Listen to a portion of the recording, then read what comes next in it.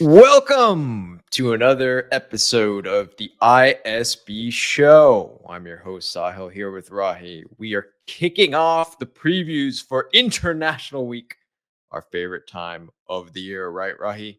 Today, we are talking about a team. We've talked about a bunch of different teams, but we got to give credit to this one team. We haven't Yep. spoken about them for a while. Who is that, Rahi? Who are we talking about today? It's got to be an extremely exciting team. I think they lit the Euros on fire. It's got to be Turkey, right? They are the class of Europe or the up-and-coming team in Europe.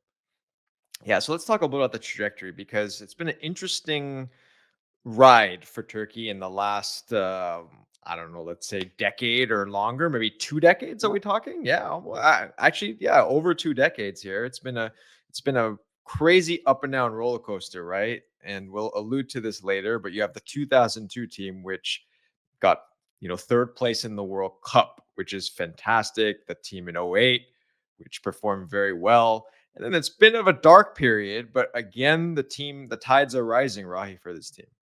Yeah, it feels like it's always a roller coaster, and you get these periods of lulls and then these insane highs. The 2002 team was incredible. You mentioned that 2008 run. The comeback kids, miracle win after miracle win, Czech Republic and then Croatia. This has the feeling of a team like that era, right? A team that's really on the rise and about to make some serious noise. And in some ways, they already did, right? They already had a great Euro. So now it feels like they're ready to take that next step. And going into the Nations League, they are really going to take that next step because I think they'll win the group. So here's the story. Here's the setup. It's basically set up, obviously, Turkey, Rahi just alluded to it, fantastic Euros where they beat Austria in the playoffs, a team that Austria was a team that everyone was saying, hey, this team's going to do fantastic. And Turkey, that very famous save by Günok in the goal to put them through. And then it was they're really unlucky against the Netherlands, right? Very unlucky. But since then, so Turkey is in the League B, essentially, right? Yep. And they're trying to get to League A of the Nations League. And League A is where you have the top teams in Europe. So they're right there, and they're right now in pole position in their group. 2 matches left against Wales and Montenegro. And if they can win both these matches, Turkey's going to the top of the top league. It's always Turkey against Wales, right? Yeah. I feel like we always get that game over and over again. There was a time when they were always playing Croatia, and now it feels like they're always playing Wales. Yeah, it's been an interesting rivalry. It's a very close rivalry. If you look historically, it's right there. Both teams very even, and it's been an interesting trajectory in the last few times these teams have met. The Turkey beat Wales in the qualification for this Euro. But then there was a famous game in the previous Euros where Wales won 2-0. So a little bit of a rivalry going on there. A little bit for sure. But this Turkey team feels like they're at a different level, on a different trajectory. I think it's a bit of a formality here in this round. I think they'll win this group, and they'll do it because their players are playing so well at the moment. So all of this happens at a very good time for Turkey. They're coming off of good Euros, but now you're seeing young players for them step up in big ways. Let's talk about those players. We have to talk about those players because it's over and over again. We're hearing some names. I think I know which names. Yeah, go ahead. Okay. Who was the first one you're going to name? We start with Arda Güler, who unfortunately hasn't got the minutes I think he deserves, right? Yeah. I think it's a Real Madrid team that has struggled. I mean, there's no doubt they've struggled. They've had some big losses, and you wonder why he doesn't get on the field. And the problem is they've gone out and got Mbappe, and they have all these, now even more stars, and it just doesn't seem like a team that's working. I believe he believes he deserves to be on the field, honestly. He's an incredible player, Arda Güler. Yeah, especially now that the Real Madrid team has struggled, I wonder if Ancelotti decides, hey, maybe we should give this guy a shot based on his performance during the Euros was fantastic. Yeah, it feels like it's a payroll, like Mbappe coming in with such a big fee that it's hard to bring someone young back, into the team. But he is one of the best players on that squad now, and he needs the minutes. And maybe he leaves, right? Maybe he finds another club because he's at the point in his career where it's very important, and he's good enough to play at a club like that. And we'd love to see him, and we don't get a chance to see him. 100%. And he's not only 19 now. another 19-year-old who's having a much different season though, and that's Yeah. of course Kenan Yildiz. So I we're mean, talking about that. yeah, Kenan Yildiz, you could have expected based on how talented he was that he was going to make a noise at some point. Maybe you almost didn't think he would make such a noise and what he's done in the past few weeks. Another game, another goal and that's coming off, he had 2 goals earlier. I mean, he just is scoring consistently for Juventus and he's doing it not only these aren't goals, these aren't tap-ins, right? These aren't him in the right place. It's him creating, him dominating. He looks like the most dangerous player on the field. So you have this Real Madrid player, Arda Güler, incredible. But Kenan Yildiz is right now maybe the best Turkish player in the world. Yeah, that's especially also 19. This is extremely amazing feat to be able to come into this position. Of course, he was like coming off sometimes as a sub, but now he's starting for Juventus and he's producing. Yeah, and we can't end the conversation about who's playing well without talking about the Inter man himself, right? I mean, we can't ignore him. Yeah, of course, that is Hakan Çalhanoğlu. So, There you go. That if was good pronunciation. Very good I pronunciation. hope I got that right. But But again, he's yeah, a match winner for Inter, right? And he shows up in big ways over and over again. So these are players who are changing games, right? Arda Güler not yet for Real Madrid, but he can. We saw him in the Euros.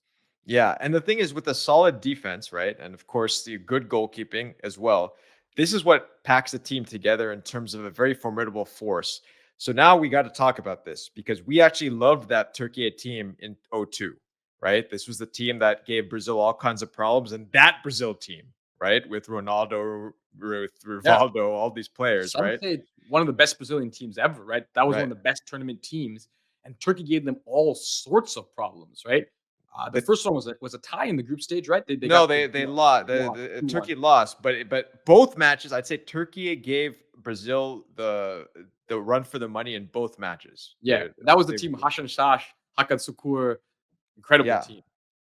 Yeah, it was a very that was that famous match where Rivaldo the ball got kicked into Rivaldo and he grabbed his face when Yeah, the yeah, ball yeah, hit yeah, his yeah. so And, yeah and we can't forget about Ilhan Mansis, that incredible goal, the quick, awesome ponytail. I mean, yeah that was an incredible team, but I see what you have down here. Is this the best team since 2002? That, of yeah course, includes that 2008 team, right? right With Alton Top, the Bayern Munich man. It had the semi center kept scoring all those late goals for them. yes. Uh, Kaveci, I believe his name, Nihat Kaveci. But is this the best team since 2002? Talent wise, absolutely. Talent wise, this team might even be better than 2002. I mean, this is an incredibly talented team. It's interesting comparisons. You have Boschturk, right? But now you have these guys. So and then you obviously had. I don't know. It's a very interesting. It's a good topic actually. I'd love to hear what our Turkish viewers out there have to say, because And I think it could be a conversation.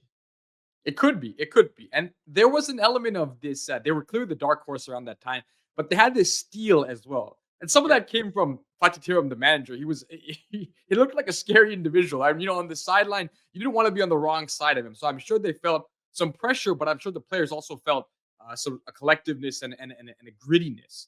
yeah. There's questions, right? Can this manager take them to that level? Let's see. I think that's a good point, though. I think Montella deserves a lot of credit, right? Because this was a team that had come off the last Euros with a pretty poor showing, right, in Yeah, the Euros, and very poor. and now and now I think he's starting to put the team back together, and he's starting to find the right pieces. We saw that from the Euros, right? So now I think at this point in time, if I put this question, I constructed this question, so I have to answer it, and I'm gonna say yes. This is the best Turkey team since '02. Would you agree with me? Yeah, I agree with you completely. I think talent wise, it is. It's a matter of putting it all together. They looked good at times in the Euros. Sometimes I do. They conceded some soft goals here and there. There were some moments they could have beaten the Netherlands. There's no doubt they could have won that game. Yeah. So they're right there, right? The thing that those teams, 2002, they scored some big goals. 2008, they had some huge comebacks. The question for this team is going to be mentality, right? Can they win the next big game? Quarterfinals of the Euros, right? Can they go this step further, right? Yeah.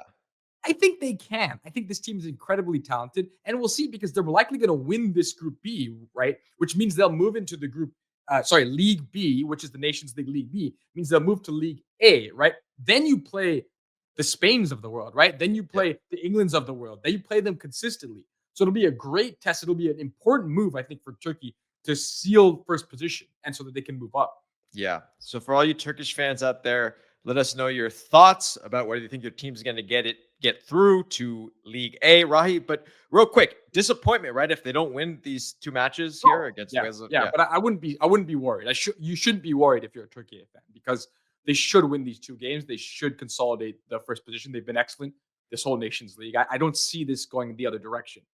Let's see what our Wales viewers out there have to say about that. Obviously, good showings recently by some Wales players, Harry Wilson and Brendan Johnson as well. But yes, I agree with you. I think on talent and on form right now, Turkey should get through. Any final thoughts before we finish up here?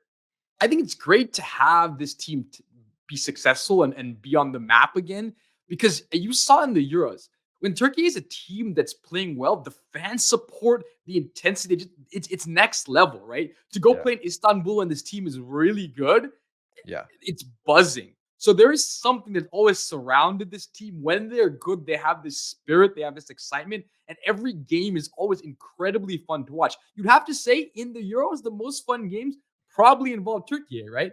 And in 100%. 2008, that team back then, the best games, Czech Republic, Turkey, Croatia, Turkey, those are all incredible games.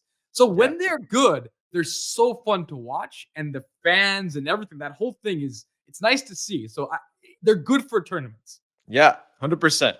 So for our Turkish fans out there, Hadi, I believe I said that correctly. And for everyone else out there, keep watching the beautiful game. See y'all next time.